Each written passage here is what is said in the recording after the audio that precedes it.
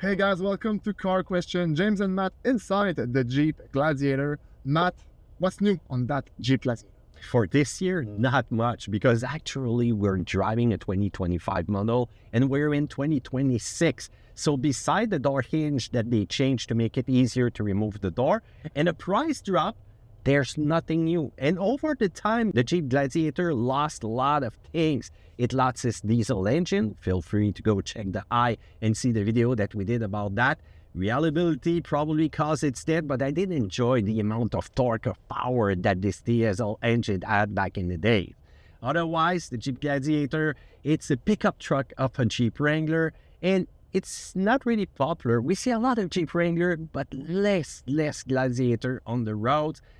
Maybe it's because of its driving behavior. So for this year, only a price drop, but is it really worth $80K for this machine that we are actually driving right now? I'm not sure about that. Maybe Jeep is pushing the limit a little bit to the maximum that its customer is willing to pay. So from what I hear, less and less things over the years. So it's just obvious that they would drop the price. Yeah, pretty much obvious. They even dropped the manual transmission over time. So less and less things for that Gladiator. And Matt, we had some package over the years like this one, the Willis, some new colors. They come, they go. Is it enough to please the customers? I don't think so. As soon as you step inside, also, this version of the Gladiator is part of the first generation since 2020.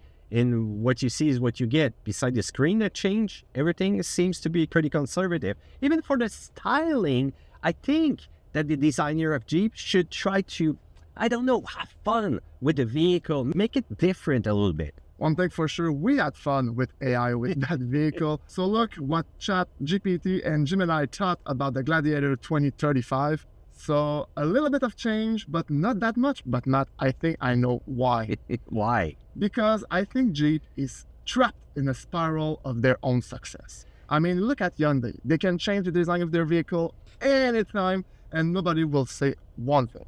But with Jeep, their design is so iconic. Their grills, the headlights, the shape. If they change that recipe, will that work in the future?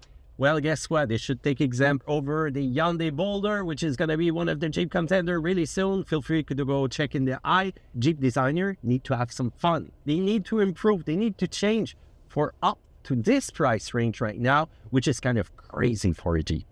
So in the future, we had fun with AI, but what can we really expect from a future Gladiator? I don't know, the comeback of a V8, 392 edition. Interesting. But the only downside, though, is that they said that it was over and done, no more V8 over time. A lot of Jeep enthusiasts bought the last version, and there you go, they're screwed with their kind of investment for the future. So I don't know, but still it's going to be pretty interesting to see the direction that Jeep will take.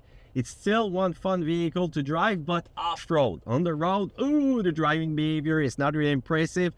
Fuel consumption is not really impressive. That reliability of the Pentastar, though, is not too bad. But is it enough for the money you pay, James? I don't know. Tell us in the comment section what you think about that. Don't forget to leave a thumbs up because for you, it may be nothing, but for us, it helps a lot. Don't forget also to subscribe and we'll see you in another video.